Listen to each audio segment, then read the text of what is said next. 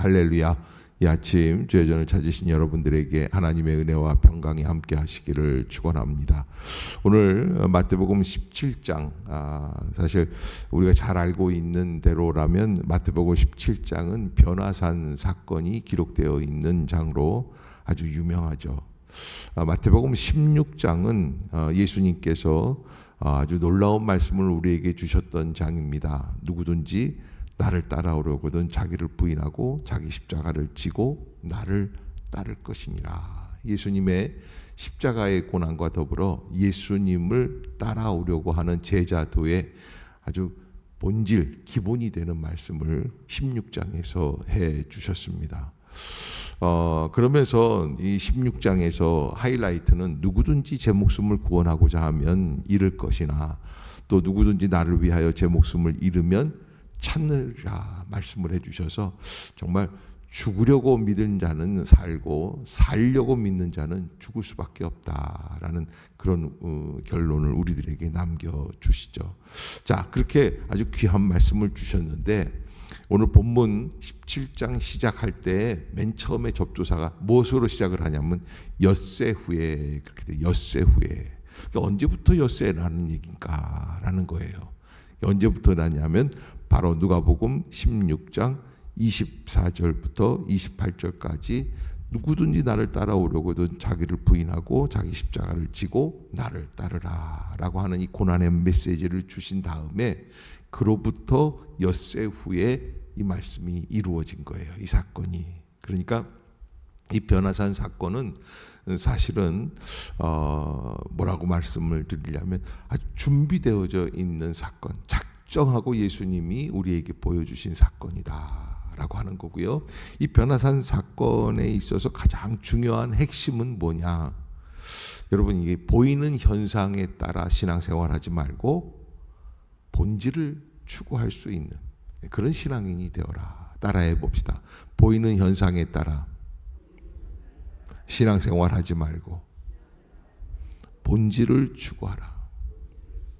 아멘.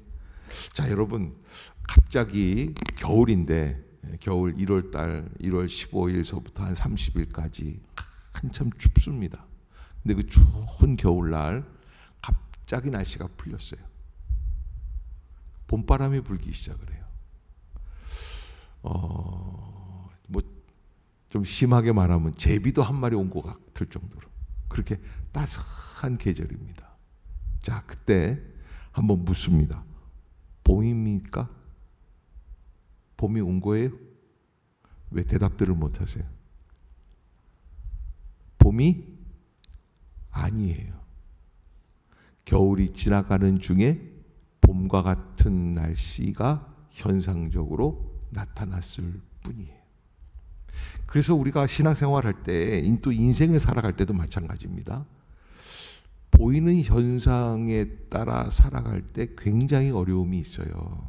그래서 예전에 초등학교 때 왕자와 제비인가 뭐 이렇게 왕자님과 제비인가 뭐 제비와 왕자인가 뭐 그런 게 있었는데 소설이 하나 있었는데 이게 좀 제비가 이렇게 지나가니까 사람이 거지가 그걸 보고서는 봄이 온 줄로 알고 자기 코트를 팔았다는 거예요. 그래서 그런 얘기가 있어요. 제비 한 마리가 지나갔다고 봄이 온 것은 아니라는 얘기예요. 그 현상을 따라가는 거는 굉장히 조심스러워야지 돼요. 그래서 본질이 어디에 있느냐를 따라야지 되는데 예수님께서 이 말씀, 이 가르침을 주시려고 베드로, 야고보, 요한 이 세 사람을 데리고 변화산으로 올라가셨어요. 변화산이라는 것은 원래부터 이름이 변화산이 아니라 예수님이 그곳에 올라가셔서 변화하셨기 때문에 변화산이 된 거예요. 행주산성이 임진왜란 때부터 행주산성이죠. 그렇죠? 여인네들이 행주치마에다가 돌 갖고 올라가서 행주치마가 된 것처럼 행주산성이 된 것처럼 우리가 이 변화산이라는 거는 어떤 다른 이름이 있었을 거예요. 그런데 예수님의 이 변화산의 기적이 있은 다음부터 그 산은 변화산이 돼요. 그만큼 중요한 사건이에요. 우리가 신앙생활하고 예수님을 따라가려고 하고 십자가를 짊어지려고 하고 또 목숨을 걸고 믿으려고 할 때에 있어서 가장 중요한 거는 뭐냐라는 거, 신앙의 본질을 붙잡고 가야지만 된다라는 라는 것이죠. 자, 예수님이 변화산에 올라가셨는데 어떤 일들이 나타나냐면 2절에 보면 그들 앞에서 변형되셨다. 변형되셨다. 그래서 요즘 우리 대한민국에는 그런 이야기가 있습니다. 예수님만 사람을 변화시키시는 분이 아니시다. 왜? 강남 가면 사람을 변화시키는 사람들이 있다는 거예요. 누구예요? 성형외과 의사들이에요. 예, 우리나라는 요즘 성형민국이라고 그러지 않습니까? 그만큼 그렇게 변화에 대한 사람들이 관심을 갖고 있는데, 그런데 그런 변화가 아닙니다. 여기 이 변화, 이게 메테모르포테라고 그러는데, 이제 변화와 모르베, 이게 사물의 합성으로서 외형의 신비로운 변화를 말씀한다. 그러니까 갑자기 외적으로 예수님이 신비로운 존재처럼 바뀌어지는 거예요. 자, 그러면서 얼굴이 해같이 빛나고 옷이 빛과 같이 희어졌다.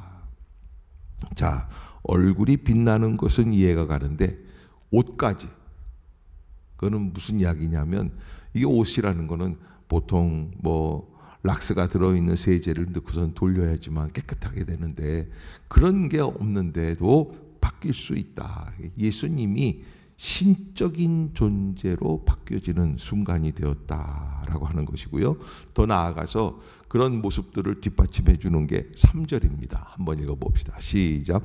그때의 모세와 엘리야가 예수와 더불어 말하는 것이, 자, 여러분, 이 모세는 누구입니까? 율법의 완성을 이루는 이스라엘의 국부와 같은 존재. 애굽에서 430년 동안의 그 고난 속에서 예수님께서 보여주시는 이 모습은 이스라엘 백성을 자유하게 하는, 구원 얻게 하는, 그리고 그들 이후로 2000여 년 넘게 그들이 묵상하고 따라왔던 말씀을, 율법을 주었던 분이 모세죠. 또 모세와 더불어 누가 나타납니까? 엘리야. 엘리야는 누굽니까? 선지자의 아버지예요. 그러니까 모세는 구약의 율법이라고 할 수 있고 엘리야는 구약의 선지서라고 할 수 있어요. 그러면 뭐예요? 구약 전체예요. 뭐 최고 더 이상 갈 게 없어요. 그런데 그런 분들과 함께 더불어서 예수님이 의논을 하시는데, 뭔가 이야기를 하시는데 무엇을 이야기하셨을까요? 십자가의 죽음을 이야기하셨겠죠. 다가오고 있는 십자가의 죽음. 그러나 그런 중차대한 순간에 4절을 한번 봅시다. 베드로는 그 눈에 보이는 현란한 예수님의 변화, 예수님이 거룩하게 되고 신비롭게 되고 모세가 나타나고 엘리야가 나타나는 이 일들을 보면서 4절 베드로가 하는 이야기입니다. 시작. 베드로가 예수께 여쭈어 이르되 주여 우리가 여기 있는 것이 좋사오니 만일 주께서 원하시면 내가 여기서 초막 셋을 짓되 하나는 주님을 위하여, 하나는 모세를 위하여, 하나는 엘리야를 위하여 하리이다. 아멘. 그러니까 베드로가 참 좋은 생각을 했어요. 그게 뭐냐면 이곳에 머무르자라는 거예요. 이곳에 머무르자. 그런데 사실 예수님은 그곳에 머무시려고 올라가셔서 변형되신 게 기다 아니다. 아니라는 거예요. 여러분, 우리가 하나님께서 우리에게 뭔가 특별한 역사들을 일으키실 때에 그 역사들을 일으키시는 의미를 알아야지 돼요. 우리 마음속에는요, 어떤 심리가 있냐면 이런 마음이 있어요. 뭔가 제가 아까도 말씀드렸죠. 겨울이었는데 동짓달인데 근데 갑자기 훈훈한 바람이 불어요. 그러면 어디 있고 싶어요? 그곳에 있고 싶어요. 따스한 바람이 부는 곳에 있고 싶어요. 갑자기 풍요로운 게 있으면 거기에 있고 싶어요. 그래서 아이들이 가끔 엄마 따라서 이모네 갔다가 고모네 갔다가 거기 맛있는 케이크도 있고 무슨 과자도 있고 그러면은 애들이 어떻게 해요? 뭐라 그래요? 나 집에 안 갈래. 여기 있을래. 왜 그래요? 어린 아이이기 때문에 그래요. 어린 아이이기 때문에 그럴 수 있어요. 그런데 어른은 그러면 돼요, 안 돼요? 안 되는 거예요. 우리 신앙도 마찬가지예요. 우리가 추구하고 따라가고 있는 게 뭐냐라는 것을 알아야지 돼요. 잠시 보이는 이 변형된 모습, 이거 잘못된 게 아니에요. 이거 가짜가 아니에요. 실제로 일어나는 사건들이에요. 그러나 예수님은 현상 속에 휘말리는 신앙이 되지 말아라 라는 거예요. 그래서 여기 이제 예수님께서 이런 이 모세와 엘리야와 이런 이야기들을 나누고 그렇게 하는데 5절을 한번 보겠습니다. 5절에 그 상황, 그 현상 속에서 나오는 음성이 있습니다. 시작.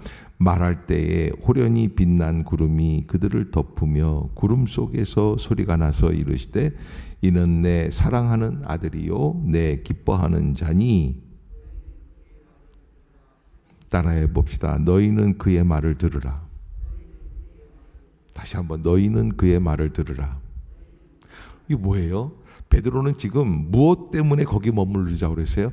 자기가 눈에 보고 있는 것 때문에 머물자고 그랬어요. 그런데 예수님께서 성령님께서 구름이 이렇게 가려지면서 나타나는 말씀은 뭐예요? 너희는 뭘 들으라는 거예요? 그의 말을 들으라는 거예요. 다른 말로 말하면 예수님이 하시는 진리를 따라가라. 따라해 봅시다. 예수님이 나에게 주시는 진리의 말씀을 따라라. 여러분 왜 이 말씀을 주시냐면 진리의 말씀을 따르려고 하다 보면 현상이 더 강하게 나에게 뭔가 이끌림을 줄 때가 있어요.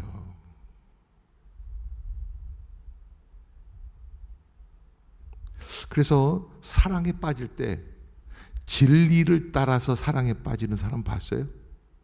아니요. 현상에 따라서.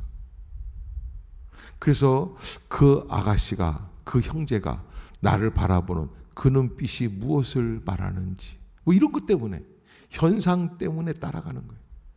그런데 여러분, 우리가 이 현상 속에서 아무리 달콤한 걸 준다고 할지라도 우리가 붙잡고 놓치지 말아야 될 게, 흔들리지 말아야 할 게 있는데 하나님께서 우리에게 주시는 진리의 말씀이에요. 아멘.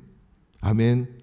그러니까 여러분 그 본질을 놓치지 말아야 돼요. 그래서 항상 어린아이 때 엄마들이 항상 하는 얘기가 있어요. 얘야, 아저씨가 너한테 돈 10,000원짜리 50,000원짜리 뭐 이런 거 주면서 깎아 사줄게. 그러면서 데리고 가면 따라가야 돼요, 말아야 돼요?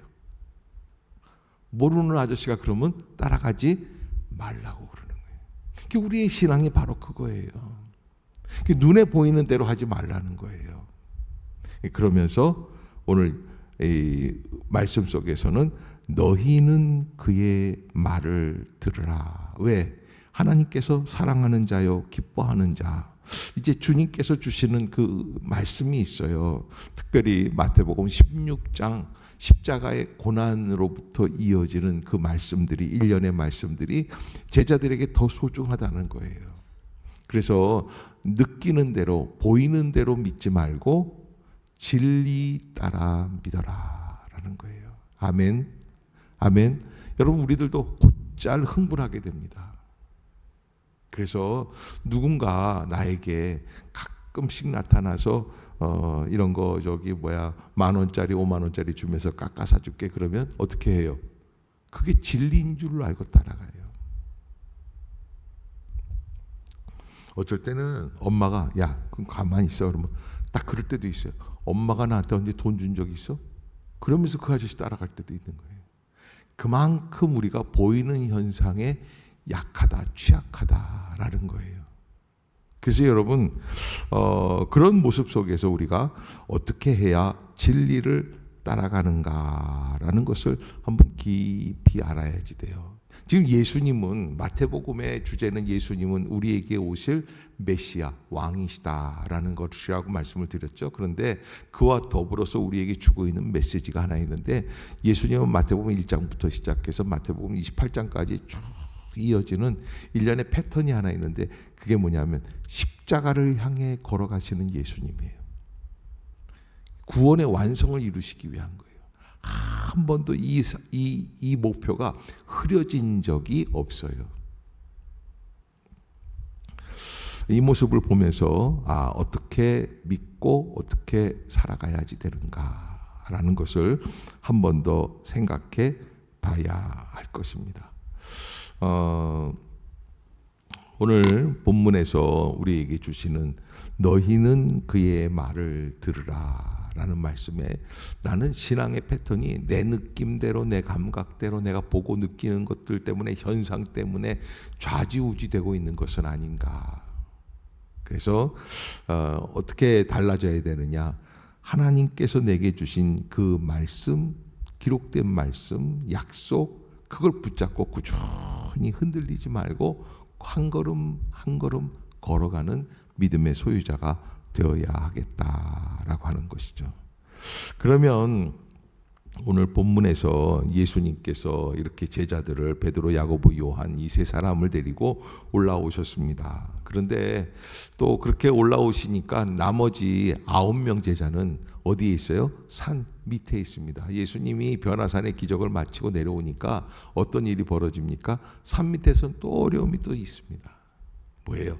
간질병 걸린 아이를 데리고 왔는데 제자들이 고쳐요, 못 고쳐요? 못 고치는 거예요. 그래서 이제 예수님이 나타나셔서 그 아이를 고쳐주시고 또 제자들을 책망해 주시고 제자들이 묻습니다. 우리는 어찌하여 못 고쳤습니까? 그러니까 예수님께서 믿음이 없는 영고다. 믿음이 없고 패역한 세대여 내가 얼마나 너희와 함께 있으리요. 얼마나 너희에게 찾으리요. 그를 이리로 데려오라. 너희 믿음이 작은 까닭이니라. 자, 그런데 이 작은 까닭이다라는 요 말씀 고개 좀 들어보세요. 자, 여러분 작은 게 뭐가 작은 걸까? 한번 생각해 보셔야 돼요. 이게 마태복음 17장에서 우리에게 주고 있는 거, 내가 따라가야 할 본질은 뭘까? 약속된 말씀이에요. 약속된 말씀이 가리키는 게 뭐예요? 십자가의 죽음을 통한, 다른 말로 말하면 고난을 통과하는 믿음이에요. 여러분, 예수님께서 변화산에서 이 변화산의 기적을 보여주시고 얼굴이 해같이 빛나고 옷이 그냥 희게 휘어졌는데 그런 일들을 제자들에게 뭐라고 당부하시냐면 인자가 죽었다가 다시 살아난 이후까지 이 얘기는 하지 말라는 거예요. 함구하라는 거예요. 누구에게? 다른 제자들에게. 왜? 여러분, 예수님이 우리에게 보여주시는 그 강력한 거는 십자가와 더불어 구원의 완성이에요. 십자가와 더불어 구원의 완성이라는 건 고난을 통과한 구원의 완성이에요. 근데 우리는 무엇만을 원해요? 고난 빼고 구원의 완성만 이루기를 원해요. 그러니까 예수님은 그런 거는 없다는 거예요. 자, 그런 의미에서 여기 너희 믿음이 작은 까닭이다라는 건 어떤 믿음이 작은 믿음이고 어떤 믿음이 큰 믿음일까요? 그래서 우리 교회가 이제 이 성전이 이렇게 잘 지어졌지만 이게 이제 1000석이 안 돼요. 한 850석에서 한 900석 정도 되거든요. 위아래층 다 해서. 그러면 어떤 분은 가끔 그런 분이 있어요. 어느 목사님들이 오셔서 목사님 그 큰 믿음을 갖고 조금 더 크게 지으시지. 제가 작게 짓고 싶어서 그러네. 땅이 그거밖에 안 되니까 그렇게 지은 건데 저한테 그래요. 그런데 여러분, 그러면 작은 믿음은 작게 짓는 게 작은 믿음이고 큰 믿음은 성전을 크게 지으면 큰 믿음일까요? 작은 믿음은 동네 이장 같은 거 하는 게 작은 믿음이고 대통령 나가면 큰 믿음일까요? 그런 얘기가 아니에요. 여기서 이 작은 믿음이라는 것은 뭘까? 고난 없는 영광만을 추구하는 거예요.